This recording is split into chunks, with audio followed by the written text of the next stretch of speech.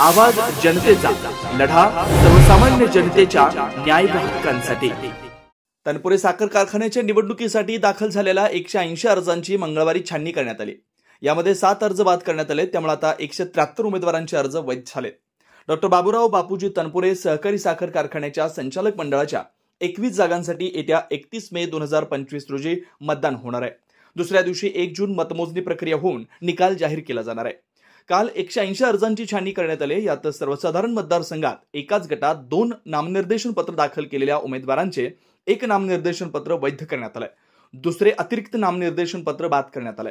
त्यामध्ये विलास भागवत गागरे कोल्हार गट, युवराज सुधाकर तनपुरे वांबोरी गट, अरुण बाबूराव तनपुरे राहुरी गट या 3 जणांचे अतिरिक्त अर्ज बाद करण्यात आले। तसेच महिला प्रतिनिधी मतदारसंघात प्रमिला अनिल शिरसाट यांनी 2 अर्ज दाखल केले होते, त्यांचेच 1 बाद करून 1 नामनिर्देशन पत्र वैध करण्यात आले।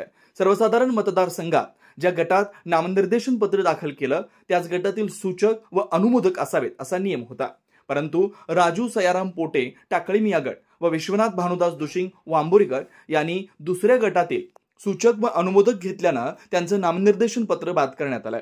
भटक्या विमुक्त जाती जमाती व विशेष मागासवर्ग मतदारसंघातील उमेदवार दिलीप लालगीर गोसावी यांनी नामनिर्देशन पत्रासोबत जातीचा दाखला जोडला नव्हता, त्यामुळे त्यांचं नामनिर्देशन पत्र बाद करण्यात आलंय। नवनवीन घडामोडी आणि सत्य बातमी पाहण्यासाठी आजच आमच्या YouTube चॅनलला सबस्क्राइब करा, शेअर करा आणि लाईक नक्की करा।